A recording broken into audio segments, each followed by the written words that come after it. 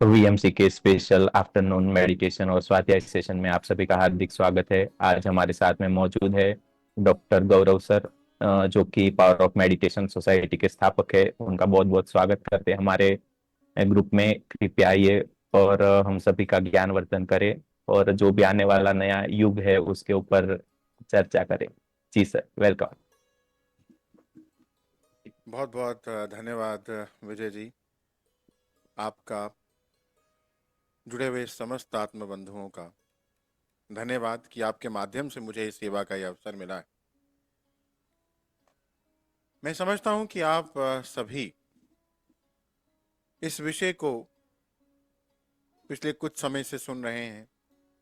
प्रवीण जी के बहुत से वीडियोस के साथ आप जुड़े, उनके ज्ञान के साथ आप जुड़े हैं और ये यूनिवर्स आपको अलग अलग माध्यम से ये ज्ञान दे रहा है। आज भी हम यही प्रयास कर रहे हैं कि हम इस ज्ञान में और वृद्धि करें, क्योंकि इस समय में ज्ञान, विजडम, इंफॉर्मेशन का मिलना बहुत जरूरी है और बहुत उपयोगी है।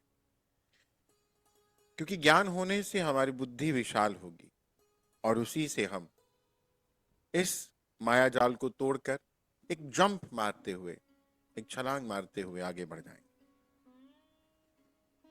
लॉ ऑफ वन की बात करें, इस किताब के बारे में आपने जरूर सुन रखा होगा, रॉ के बारे में आपने जरूर सुन रखा होगा, जो 6th डायमेंशन के वासी हैं, सूर्य प्लैनेट के वासी हैं। उन्होंने कहा कि पूरी पृथ्वी ही इस समय 5th डायमेंशन में जा रही है। जो जाने के लिए तैयार हैं जा रहे हैं, जो अभी जाने के लिए तैयार नहीं है फिर जाएंगे, और जिनकी चेतना अभी और पीछे है, जिन्होंने 5th डायमेंशन में जाने के लिए अभी निर्णय नहीं लिया है, वो कहीं और भेज दिए जाएंगे, जहां पर जिनकी चेतना के अनुसार जो जीवन चल रहा है उस अनुभव को पाने के लिए। यहां पर एक प्रश्न खड़ा होता है कि यदि सभी जाएंगे तो हम फिर इतनी मेहनत क्यों करें? हम इतनी मेहनत क्यों करें यदि हमारे साथ ये बाकी सब भी जाने वाले हैं? एक कक्षा में एक विद्यार्थी है, वो 100 में से 100 अंक लेता है, बहुत मेहनत करता है परीक्षा के समय में। दूसरा 100 में से 40 अंक लेकर के पास होता है और तीसरा 33 लेकर पास होता है। एक कोई 33 भी नहीं लेता है, 30 लेता है। उसको टीचर ये मानते हो कि इसका तो एक साल बर्बाद हो जाएगा, उसको 3 मार्क्स ग्रेस मार्क्स देता है। अब चारों ही अगली कक्षा में जा रहे हैं, परंतु 100 में से 100 लेने वाले का स्टेटस क्या है? 100 में से 30 वाले का ज्ञान क्या है? आगे जाकर के उसको कितनी कठिनाई का सामना करना पड़ता है? चला तो वो जाता है, परंतु वो स्मूथली नहीं जाता है। इसी तरह से इस असेंशन के समय में होने वाला है दोस्तों। अगर अभी समय रहते हम क्रिएटर के साथ न जुड़े, उस ईश्वर के साथ न जुड़े, यानी उस सृजनकर्ता के साथ न जुड़े और अपने भीतर के उस सृजनकर्ता को न जाना, अपने उस क्रिएटर रोल को न जाना, तो हमारा ये एसेंशन मुश्किल हो सकता है। यहां पर जिस एंड पॉइंट मैडनेस को आपने कुछ दफा पहले भी सुना होगा, जो पहली बार सुन रहे हैं उनके लिए बहुत समय इस विषय पर न देते हुए बस इतना बताऊंगा कि जैसे खेत के अंदर बीज डला हुआ है, परंतु खाद डाल दी जाए तो खाद डालने से इतना ही होता है कि जो भी बीज डला है उसकी पैदावार कई गुना बढ़ जाती है। इसी प्रकार हमारे भीतर जो बीज डले, यदि उनकी पैदावार यानी उनका फल बनने का जो प्रोसेस चल रहा है वो कई गुना फल देने लग जाए, तो यहां पर क्या होगा कि जो हमारे भीतर के सद्गुण हैं, पॉजिटिव एट्रीब्यूट्स हैं, आनंद है, प्रेम है, दया है, सहानुभूति है, करुणा है, खुशी है, इनके कई गुना बढ़ने से भी हमें कोई प्रॉब्लम नहीं होगी, हम और अत्यधिक आनंद को पाएंगे। परंतु यदि हमारे अंदर डर है, असुरक्षा का भाव है, गुस्सा है, रिवेंजफुलनेस का भाव है, इस तरह के कई इमोशंस हमारे नीचे के चक्रों में भरे पड़े, यदि वो कई गुना हो गए तो हमें अपने ही अंदर के इमोशंस को, अपने ही अंदर के भावों को फेस करना हमारे लिए मुश्किल काम हो जाएगा। इसी को एंड पॉइंट मैडनेस कहा जा रहा है। तो यदि अभी समय रहते हमने अपने अंदर को शुद्ध ना किया, अपने अंदर के क्रिएटर को न जाना, अपने क्रिएटर रोल को न समझा, अपने जीवन के रचनाकार स्वयं न बने, तो हमारे लिए भी ये एंड पॉइंट मैडनेस का फेज एक मुश्किल फेज हो सकता है, संघर्ष भरा हो सकता है। परंतु हम सजग हो रहे हैं, अवेयर हो रहे हैं, जाग रहे हैं, इसीलिए हमारे लिए ये शुद्धि का चरण शुरू हो चुका है। और हमारे लिए ये शुद्धि का चरण, द फेज ऑफ क्लीनिंग, ये जब हम सजगता से अवेयर होते हुए इस क्लीनिंग के प्रति सचेत हैं, अवेयर हैं, इसे देख रहे हैं, इसको विटनेस कर रहे हैं, तो हम जानते हैं कि हमारे अंदर से ये दुर्गुण अब निकल रहे हैं। डर निकल रहा है, असुरक्षा का भाव निकल रहा है, नफरत निकल रही है, हर्ट निकल रहा है, रिवेंजफुलनेस निकल रहा है, एनवियसनेस निकल रहा है, जो कुछ भी था, क्योंकि ये जन्मों जन्मों के संस्कार थे। इन पर अभी आज के सत्र में ही थोड़ी और बात करेंगे। परंतु ये जन्मों जन्म के जो संस्कार हैं, बिलीव सिस्टम है, जो हमें कहां से मिले, जो हमें हमारे परिवार, हर जन्म में अलग फैमिली, अलग सेटअप, अलग रोल, अलग ड्रामा, अलग लर्निंग का सिस्टम, तो वहां पर हमें परिवार के रूप में जो संस्कार मिले, समाज के रूप में जो संस्कार मिले, समाज की एजुकेशन के रूप में जो संस्कार मिले, हमारे अपने एक्सपीरियंसेस ने हमारे अंदर जो पैटर्न बना दिए। एक व्यक्ति एक गली में 2 बार गया, दोनों बार गिर गया, अब तीसरी बार जाते हुए उसको लग रहा है कि इस गली में तो गिरूंगा ही। एक व्यक्ति को कूलर से करंट पड़ता है बचपन में 1 बार 2 बार, अब वो जब भी कूलर देखता है उसको वो करंट याद आता है। ये क्या है? ये उसके अंदर वो मेमोरी जमा हो गई। उसके सबकॉन्शियस माइंड ने बिलीफ बनाने के लिए जिस इंफॉर्मेशन पर प्रश्न ही नहीं उठाया, जिस इंफॉर्मेशन पर प्रश्न नहीं उठाया गया, unquestioned commandments of mind become beliefs, आपके विश्वास बन जाते हैं। तो इसलिए हमारे पास भी ऐसे हजारों, लाखों, करोड़ों बिलीव्स पड़े। तो वो बिलीफ जब और पक्के गहरे हो जाते हैं, हमारे जीवन को ड्राइव करने लग जाते हैं। अब इस समय में जब सोलर फ्लेयर्स आ रही हैं, जब यूनिवर्सल एनर्जीज इस असेंशन के लिए काम कर रही हैं, ये पूरा ब्रह्मांड इस समय में इस महापरिवर्तन के लिए काम कर रहा है। वो परिवर्तन केवल बाहर नहीं, हमारे अंदर भी हो रहा है। तो वो परिवर्तन जब अंदर हो रहा है तो क्या हो रहा है, हमारे अंदर के ही इमोशंस अब सतह पर आ रहे हैं। जैसे एक तालाब है, ऊपर से बिल्कुल शांत दिख रहा है और लग रहा है कि शायद साफ है, परंतु उस तालाब के नीचे बहुत सी काई, शैवाल, गंदगी है, जो ऊपर से देखने पर नजर नहीं आ रही थी। अब उस तालाब के अंदर थोड़ी छेड़ाछाड़ी की गई, उसको साफ करने के लिए उसको हिलाया गया पानी को नीचे तक, तो नीचे की जो जमा गंदगी थी वो ऊपर दिखाई देने लग गई। अब जब उसको निकाल करके साफ किया गया तो इतनी गंदगी निकली, परंतु वो जो दिखाई दे रही है अब सतह पर, वो गंदगी बाहर से नहीं आ रही, वो अंदर से गंदगी बाहर जा रही। जैसे किसी के अंदर जब खंजर डाला जाता है तो बड़ी तकलीफ होती, बड़ी ब्लीडिंग भी होती, परंतु जब खंजर को निकाला जाता है तब भी थोड़ी देर के लिए थोड़ी सी पीड़ा होती।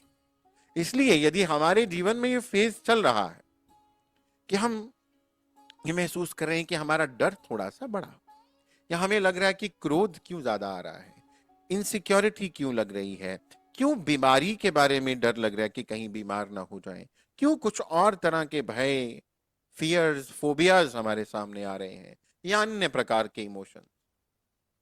तो हमें ये ज्ञान उस समय हमारी सहायता करेगा कि ये जा नहीं रहा है, ये मतलब हमारे अंदर अब बाहर से नया इंफॉर्मेशन नहीं आ रहा है, ये अंदर पड़ा था, ये अंदर से अब बाहर जा रहा है, ये शुद्धि का प्रोसेस है, ये क्लीनिंग हो रही है।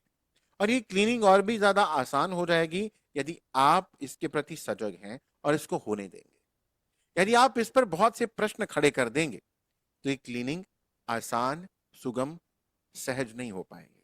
इसलिए आपको ये ज्ञान केवल सुनकर के अंदर नहीं रख देना है, इसके प्रति अवेयर रहना है कि ये समय एक बहुत इंपॉर्टेंट समय है, हमारे अंदर की क्लीनिंग हो रही है, बिल्कुल उस सरोवर, उस तालाब के जैसे, जो ऊपर से तो साफ लग रहा था परंतु अंदर उसके काई शैवाल, गंदगी थी। जब उसकी सफाई हो जाती है तो वापस से निर्मल जल है, शीतल जल है, स्वच्छ जल है। हमारे साथ भी यही होने वाला है। तो इस एंड पॉइंट मैडनेस से हमें निकलना है, और हम निकल जाएंगे क्योंकि हम इस ज्ञान के साथ जुड़ रहे हैं। ये ज्ञान हमें दिन प्रतिदिन, क्षण, एक एक क्षण परिवर्तित कर रहा है, हम बदल रहे हैं। देखिए, समाज की थ्योरी, धर्म की थ्योरीज, इन सब ने भी हमारे बिलीफ सिस्टम को कमजोर किया है। हमारे क्रिएटर रोल को हम नहीं जी पा रहे, हमें नहीं जीने दिया गया, क्योंकि हमें कंट्रोल करने के लिए एक मैकेनिज्म बनाया गया कि हमारे ऊपर कंट्रोल किया जाए, एक ऐसा सिस्टम बना दिया जाए जिससे हम कोई प्रश्न ही ना पूछे। और जब हम प्रश्न नहीं पूछते, हम किसी भी चीज के प्रति आस्थावान हो जाते हैं, आस्था रखते हैं। तो आस्था जब हो जाती है आपको किसी चीज के प्रति, किसी ज्ञान के प्रति, किसी बिलीफ के प्रति, तो आप उस पर प्रश्न नहीं पूछते, प्रश्न नहीं उठाते। इसलिए दोस्तों, ये समय है हमारी आस्थाओं के टूटने का भी। बिलीव्स टूटेंगे तो हमारी आस्था भी टूटेगी। आस्था को थोड़ा सा समझना पड़ेगा हमें कि आस्था कैसे टूटेगी, आस्था क्या है। आस्था की बात करें तो आपके और इस परम सत्य के बीच में जो बहुत बड़ी दीवार है वही आस्था है।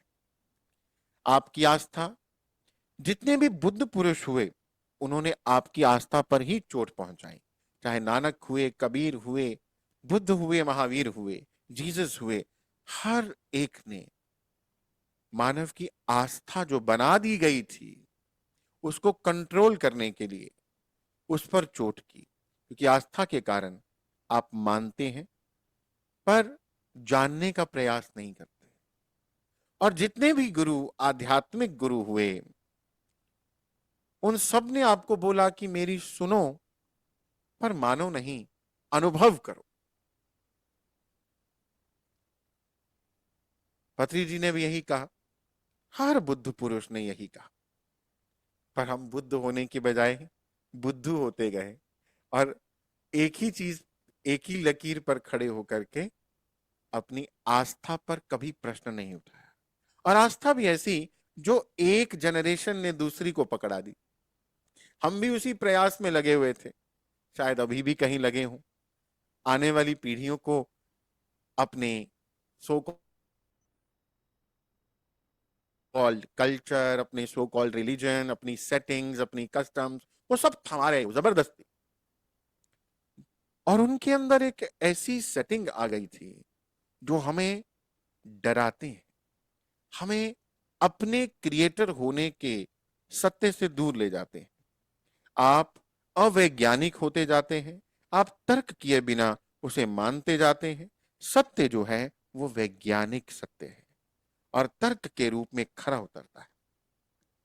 इसी को सत्य कहा जाता है। जितने संत हुए उन्होंने इसीलिए आपकी आस्था तोड़ी, उस पर जमी धूल को हटाया, और परम सत्य का दर्शन कराया। ये स्वर्ग नरक,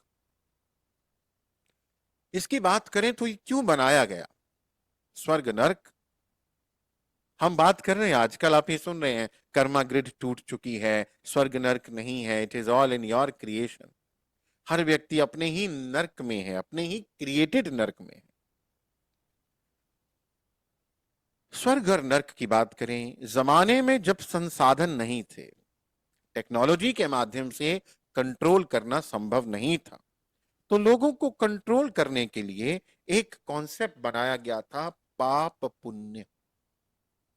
पाप और पुण्य कॉन्सेप्ट, ये करेंगे तो पाप है, ये नहीं करेंगे तो पाप नहीं है। पाप असल में क्या है? पाप असल में क्या है? पुण्य असल में क्या है? इसको थोड़ा सा समझना है। पाप और पुण्य अलग अलग देश, अलग अलग समय, अलग अलग डायमेंशन में किए गए कार्यों की सूची है, जो एक समय में एक स्थान पर पाप हो सकता है, वही दूसरे समय में दूसरे स्थान पर या सेम समय में भी दूसरे स्थान पर पुण्य हो सकता है। आध्यात्मिक दृष्टिकोण से जब भी कोई बुद्ध पुरुष कोई नियम बनाता है, तो वो उस देश काल परिस्थिति में बनाता है। देखिए, महाभारत के समय में एक स्त्री का 5 पतियों का होना भी पाप नहीं था। आज कोई स्त्री 5 पति रख सकती है? बताइए। तो पाप और पुण्य बदल गए। राजाओं की कई पत्नियां होती थी, आज एक व्यक्ति दूसरी पत्नी रखे तो उसको बुरा या पाप कह दिया जाता है। पाप और पुण्य की यदि बात करें तो इसी धरती पर, इसी मैट्रिक्स पर भी अलग अलग समय में पाप और पुण्य की परिभाषाएं बदल गई।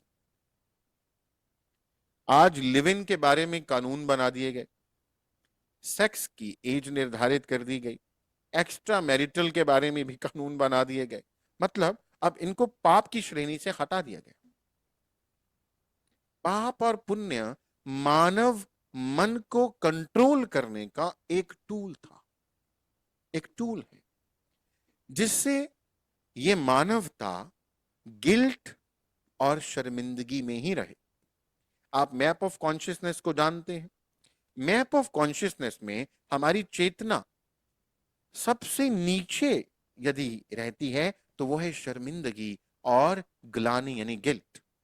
शेम एंड गिल्ट इस सूची में सबसे नीचे है। और अगर आप देखेंगे कि इस धरती पर, इस मैट्रिक्स में भीष्म पितामह जैसे महाज्ञानी महावीर भी गिल्ट में रहे, शर्मिंदगी में रहे। कर्ण जैसे महावीर महाप्रतापी भी गिल्ट में रहे, शर्मिंदगी में रहे। इस धरती ने बड़े बड़े संतों को भी, ऋषियों को भी गिल्ट दे दिया। ये सेटअप ऐसा बना दिया गया था। दारू पीना किसी कल्चर का हिस्सा है तो किसी जगह इसको गलत बना दिया गया, पाप बना दिया गया। बलि प्रथा कहीं बहुत शुद्ध कर्म है तो कहीं ये पाप है। ये मैट्रिक्स तय करता है, ये क्रिएटर के बनाए हुए रूल्स नहीं है, ये मैट्रिक्स के बनाए हुए रूल्स हैं। आपके शहर में, आपके देश में, आपके प्रांत में कोई काम करना गलत है तो मतलब कहीं और वही कार्य करना ठीक है, किसी और परिस्थिति में वही कार्य करना ठीक है। तो पाप और पुण्य कॉन्सेप्ट को केवल कंट्रोल करने के लिए बनाया गया ताकि आप इसमें से बाहर ही ना निकल सके, और एक जन्म के बाद अगला, अगले के बाद next, next to next birth, अनेकों लाइफ टाइम्स जो हैं वो इसी में निकाल दिया जाए, निकल जाए। क्योंकि व्यक्ति की चेतना जब नीचे रहेगी तो अगला जन्म, अगला जर्नी वो उसी अनुसार तय करेगा। और जब चेतना गिल्ट में है, शर्मिंदगी में है, पाप के अपराध बोध में है कि मैंने बहुत बड़ा पाप कर दिया, मेरे से बहुत बड़ा जुर्म हो गया, तो उसी में है, तो चेतना जहां है उसी अनुसार उसकी यात्रा चल रही है। फिर इस कॉन्सेप्ट को और आगे बढ़ाने के लिए दंड पुरस्कार की बात की गई, स्वर्ग नर्क का कॉन्सेप्ट बनाया गया। स्वर्ग मिलेगा। हर धर्म ने ऐसा कुछ बोल दिया। तो हेवन, जन्नत इत्यादि। अब वहां पर यदि किसी को ये कहा जाता था कि तुम अच्छे कार्य करो, तुम्हें आगे चल करके स्वर्ग मिलेगा, तो ये भी कंट्रोल का एक हिस्सा था। वहां पर यदि कोई एक प्रश्न कभी खड़ा करता था कि हमने सारा जीवन पुण्य किया, इस व्यक्ति ने सारा जीवन पाप किए, जिसको तुम पाप बोल रहे हो, इस मैट्रिक्स ने जो रूल्स बना दिए कि ये पाप हैं, इसने सारे बुरे कर्म किए, पाप किए, फिर भी इस व्यक्ति को जीवन में कोई दुख नहीं था, सारा आनंद था, सुख था। तब एक और कॉन्सेप्ट बनाया गया कि अभी नहीं, आगे चल करके इसको नरक मिल जाएगा, ताकि वो प्रश्न भी ना उठ सके कहीं। क्योंकि प्रश्न उठेगा तो जिज्ञासा पैदा होगी उसका उत्तर जानने के लिए, और उत्तर जानने की जिज्ञासा होगी तभी खोजेगा वो व्यक्ति, सत्य की ओर जाएगा। अगर अर्जुन के मन में प्रश्न ना होते तो भगवत गीता ना होती। भगवत गीता अर्जुन के प्रश्नों का उत्तर है। तो उस प्रश्न को भी मारने के लिए ये ऐसा सिस्टम बना दिया गया कि ये प्रश्न भी अब किसी मन में उठे ही नहीं। वो इस बात पे विश्वास कर ले कि आगे चल के इसको नर्क मिलेगा, मुझे स्वर्ग, मुझे स्वर्ग, इसको नर्क, तो इसी चक्र में उलझा रह जाए। ये कंट्रोल मैकेनिज्म है दोस्तों। पर अभी अच्छी बात यह है कि अभी जो ज्ञान यूनिवर्स दे रहा है, जो ऊर्जा यूनिवर्स दे रहा है, जो एनर्जीज, यूनिवर्सल एनर्जीज काम कर रही हैं, उसके हिसाब से, उसके साथ ये पाप पुण्य स्वर्ग नर्क का कॉन्सेप्ट पूरी तरह से टूट रहा है। ये बिलीफ सिस्टम्स टूट रहे हैं।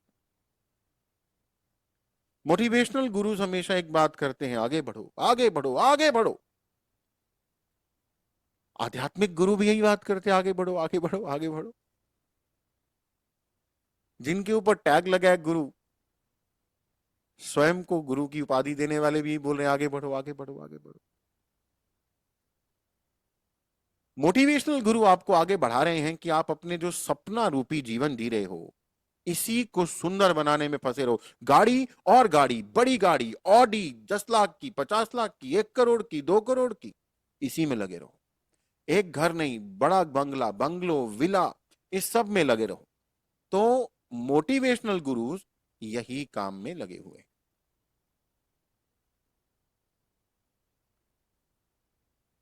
जो अपने आप को स्वयं टाइटल देकर के गुरु बन के बैठे हैं, वो भी यही बोल रहे हैं, आगे बढ़ो, आगे बढ़ो। वो आपको आगे कहां बढ़ा रहे हैं? बाहर के कर्म कांडों में उलझा रहे हैं। बच्चे के जन्म से लेकर मरने तक जो भी कर्मकांड बना दिए गए, वो सारे बाहर फंसाने वाले बना दिए गए। बच्चे का कान छेद दो, उसमें एक साइंस थी, उसमें भी धर्म कर्मकांड ले आए। जन्म में भी कर्मकांड, मरने पे भी कर्मकांड, ताकि बाहर उलझे रहो। तो वो गुरु आपको कर्मकांडों में फंसा रहे हैं कि कहीं अंदर ना चला जाए, अंदर चला गया तो मेरा क्या बनेगा। एक आध्यात्मिक गुरु आपको यही बोल रहा है कि तुम आगे बढ़ो। शब्द तो शायद सेम है, परंतु उसका आगे बढ़ने का अर्थ या तात्पर्य क्या है कि आप अंदर जाओ, अंदर जाओ, अंदर जाओ, अंदर की यात्रा करो, अंतर्मुखी बनो, अपने सत्य को जानो। ये धूल जो जमी है इसको मिटा दो, और सत्य को जानकर अपने क्रिएटर, अपने जीवन के रचनाकार स्वयं बन जाओ। तीनों के शब्द सेम, परंतु अर्थ अलग है। अब आपको जानना है और तय करना है कि आपको तीनों में से किसकी बात सुननी है, और तीनों में से किस तरह से आगे बढ़ना है। आगे तो बढ़ना है, और आगे हम बढ़ ही रहे हैं।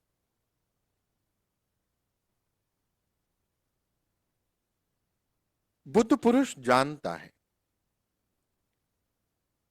कि सारा खेल विचारों का है, सारा खेल विचारों का है। आपके दिमाग में वो मैट्रिक्स फिट कर दी गई है, फिट हो चुकी है, जिससे गिल्ट में चले जाएगी मानवता, शर्मिंदगी में चली जाएगी। ऊर्जा ही सब है। ऊर्जा का नियम हमें समझना है। ये पाप पुण्य दुआ बद्दुआ मुझे किसी ने पूछा कि सर अगर कर्मा ग्रिड ही टूट गई तो हम कुछ भी करते रहें? तो शायद आपके मन में भी ये सवाल आ रहा होगा कि ये तो ठीक है, फिर कुछ भी करो। मैं आपको एक बात बताता हूं यहां पर कि अगर आपकी चेतना 175 से ऊपर उठ रही है, प्रेम, हृदय के गुण जागृत हो रहे हैं, तो आपसे कुछ भी होगा ही नहीं। मतलब आप क्रिएटर हैं, आप उस रूल को समझ रहे हैं, अहम ब्रह्मास्मि सर्वम ब्रह्म। यदि मैं किसी और का बुरा करने का भाव लाता हूं तो किसी और का बुरा नहीं, वो मेरा ही बुरा है, उसमें भी मैं हूं। फिर वो कभी कुछ ऐसा होता नहीं है। पाप पुण्य केवल हमें बांधने के लिए, फंसाने के लिए, इस जाल से हम कभी निकलने का प्रयास ही ना करें, इसीलिए बनाए गए थे। प्रकृति के हिसाब से एक नियम है, समाज के हिसाब से अलग नियम है। आज समाज ये कहता था, किसी समय यही समाज, यही मैट्रिक्स में किसी विधवा की शादी की बात करना भी पाप कहा जाता था। आज विधवा की शादी करवाना एक बहुत बड़ा पुण्य माना जाता है। नियम बदल रहे हैं, मैट्रिक्स वही है। लॉ ऑफ एनर्जी प्रकृति का एक नियम है। आप ऊर्जा को समझें, क्योंकि भावनाएं ही ऊर्जा हैं। आपके अंदर की भावनाएं, इमोशन, यानी एनर्जी इन मोशन। इमोशन शब्द को यदि हम दो भागों में बांटे, इमोशन, एनर्जी इन मोशन, वो ऊर्जा जो लगातार बह रही है। और हम जब उस बहने वाली ऊर्जा को दबाते हैं, सप्रेस करते हैं, तो उसी से क्या होता है, हम अपनी सबकॉन्शियस माइंड में बहुत से पैटर्न्स को जमा कर लेते हैं। न केवल मन, बल्कि हमारी एनर्जी बॉडी, और फिर हमारे फिजिकल बॉडी में भी वो कई प्रकार की पेन, कई प्रकार की बीमारियों के रूप में बाहर आने लगता है। लोग अपनी बीमारी को, पेन को, मैं एक मुझे लगता है कि यूनिवर्स ने मुझे ये काम बहुत सालों तक दे रखा कि मन के माध्यम से शरीर की बीमारियों को कैसे ठीक किया जाए, ये लोगों को बताना, सिखाना। उसमें से बहुत से लोग समझ पाए, कर पाए, कुछ कम कर पाए, कुछ नहीं कर पाए। जो कर पाए वो ये समझ पाए कि हम यदि अपने मन के ऊपर कंट्रोल कर लेते हैं, हम यदि अपने सबकॉन्शियस माइंड को अपने कंट्रोल में ले लेते हैं, तो हमारे लिए ये बड़ा आसान हो जाता है अपने जीवन को समझना। हम यदि अपने मन के कंट्रोल में रहते हैं तो हमारा मन हमें जो उसके अंदर है वैसा ही हमारे सामने प्रकट करता जाता है। दुख बढ़ाता जाता है, पीड़ा बढ़ाता जाता है, बीमारी बढ़ाता जाता है, अभाव की ऊर्जा बढ़ाता है, डर को और प्रकट करता है, इनसिक्योरिटी को और प्रकट करता है। असली धर्म क्या है? धर्म यानी ड्यूटी, कि आप मन कर्म वचन से किसी को ठेस ना पहुंचाएं। किसी को ठेस पहुंचाना मीन्स अपने आप को। बात यहां चेतना की है, बात यहां ऊर्जा की है। जब तक आप ये मानते हो कि आप ये शरीर हो, शरीर और संसार के साथ आपका जुड़ाव, आपका अटैचमेंट रहेगा। सोल यानी आत्मा एक एनर्जी है जो डिफरेंट रोल्स, डिफरेंट एक्सपीरियंसेस करने के लिए यहां पर आ रही है। रिस्पॉन्सिबिलिटी, रिस्पॉन्सिबिलिटी की यदि बात करें तो इस शब्द को भी दो भागों में बांटेंगे। रिस्पॉन्सिबिलिटी कि हमारा रिस्पॉन्स करने की एबिलिटी। शायद मेरा कुछ कैमरा में there is some technical problem, मुझे लगता है कि विजय जी चल जाएगा, है ना? चलिए चलाते हैं। रिस्पॉन्सिबिलिटी, तो रिस्पॉन्सिबिलिटी कि हमारा किसी चीज को रिस्पॉन्स करने की हमारी योग्यता। धर्म की रिस्पॉन्सिबिलिटी, मैट्रिक्स के प्रति रिस्पॉन्सिबिलिटी, या फिर इस असेंशन के प्रति रिस्पॉन्सिबिलिटी।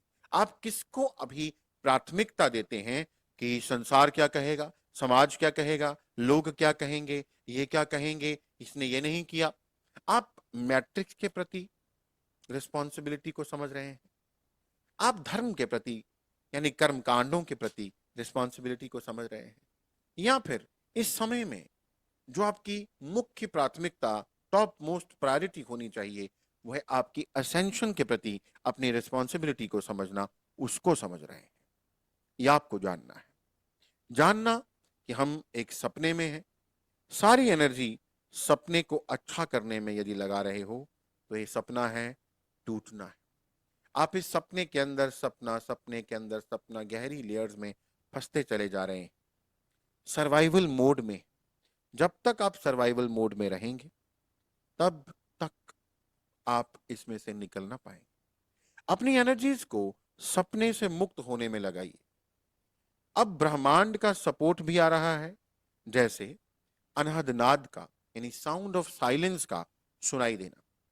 मैं कई जगह जाता हूँ, कई जगह सेशंस करने का मौका मिलता है, बहुत से ऑनलाइन ग्रुप्स के साथ भी कनेक्टेड हैं, और बहुत से लोगों से कई महीनों से मैं पूछ रहा हूँ। ऑल्दो हम आ, कुछ साल पहले से अनहद नाद के ऊपर काम कर रहे थे, तब ये प्रयास करना पड़ता था। और पहले पहले तो कहा जाता है कि बहुत कम लोगों को सुनाई देता था, और शास्त्र तो कहते हैं कि जिसको सुनाई देता है उसकी मुक्ति तय है।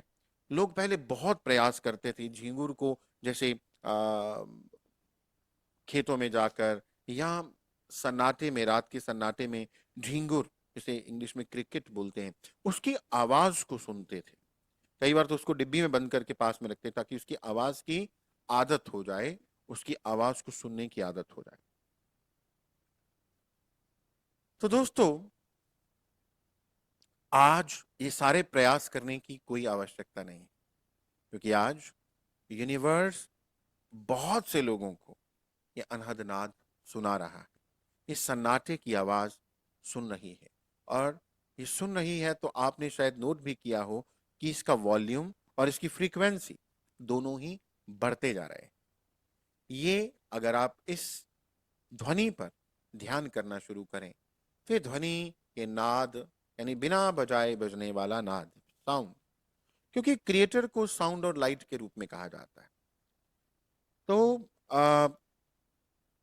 वो नाद आपको उच्च स्थानों पर आपकी चेतना को ले जाता है, आपकी फ्रीक्वेंसी को ऊपर ले जाता है, आपकी चेतना को ऊपर ले जाता है। रियल मुक्ति क्या है, इसे भी समझना है। 5D एक ट्रैप नहीं है। कई लोग कहते हैं कि अगर हम 3D में ट्रैप में हैं, 4D में ट्रैप में हैं, तो 5D भी ट्रैप होगा। 5D ट्रैप नहीं है, बिकॉज आपके लिए एक ऐसा जगत प्रकट होने वाला है जो आपकी चेतना के अनुसार होगा।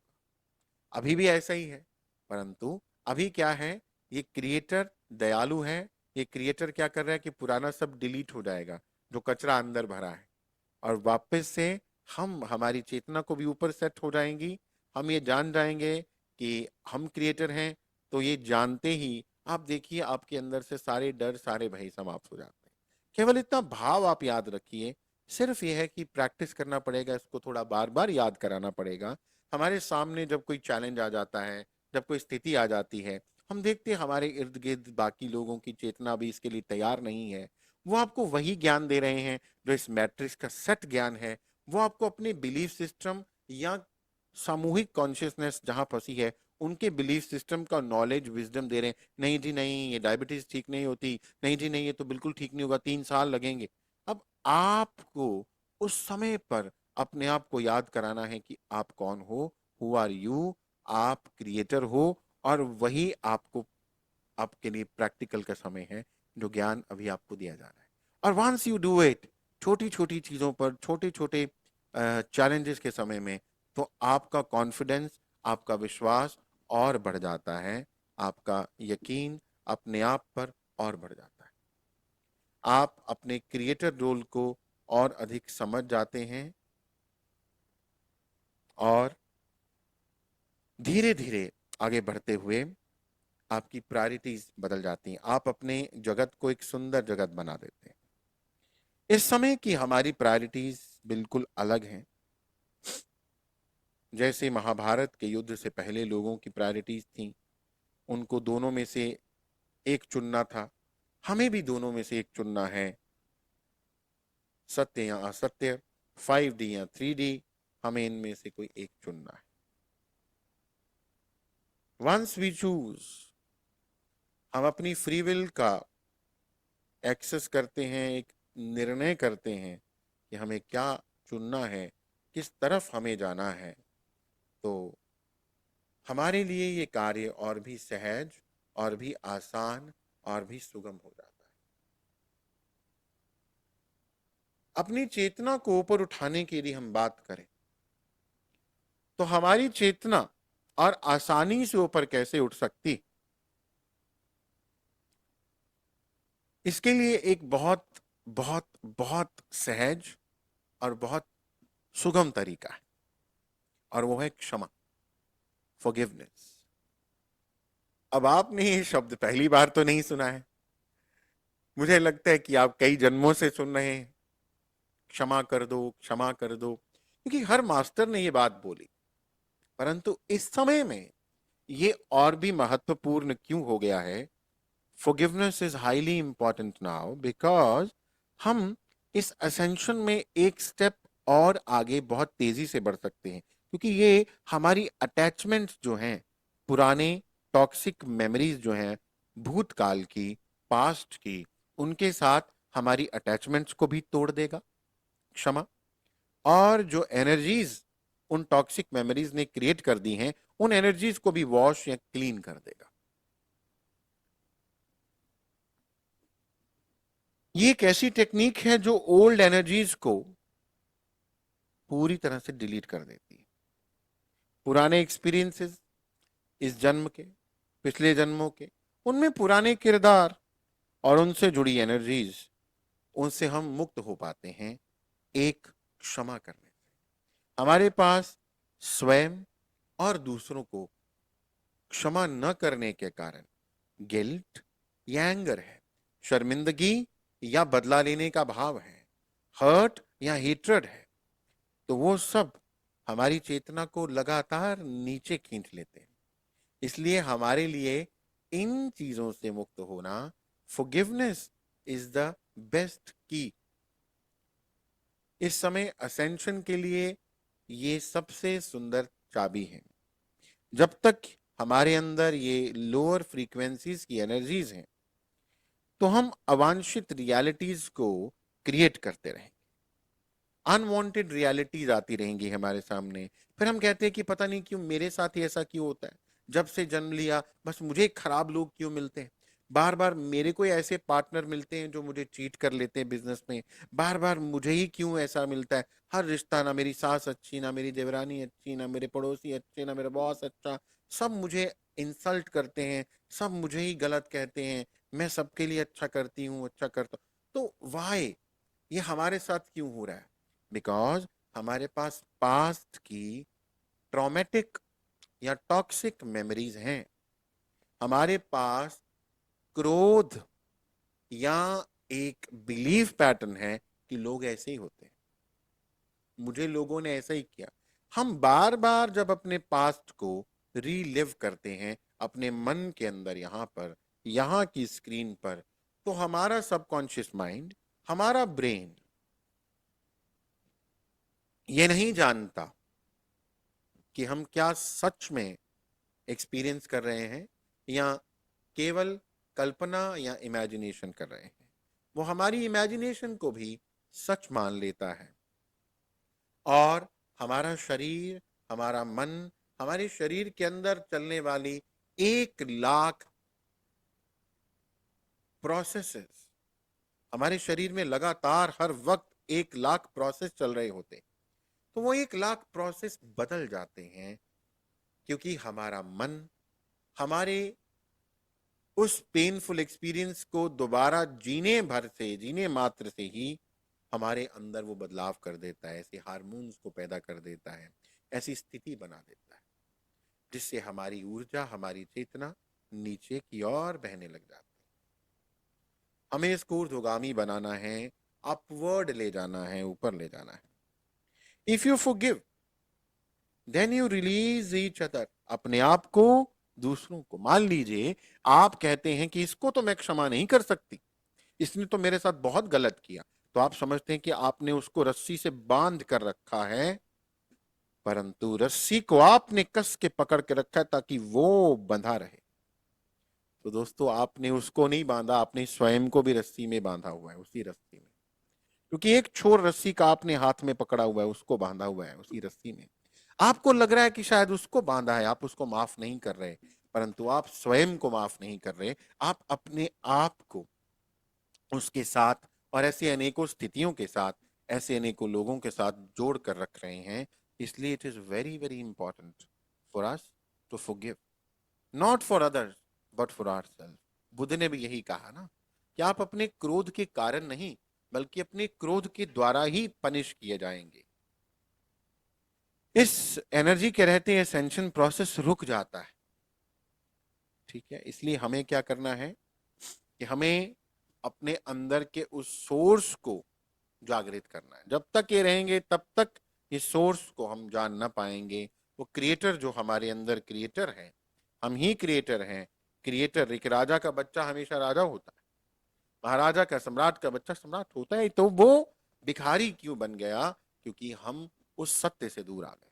इसीलिए जगह जगह हाथ फैला रहे हैं, जगह जगह मदद मांग रहे थे जन्मों जन्म से, कभी किसी देवी देवता के आगे, कभी किसी मंदिर के आगे, कभी किसी जगह, कभी किसी।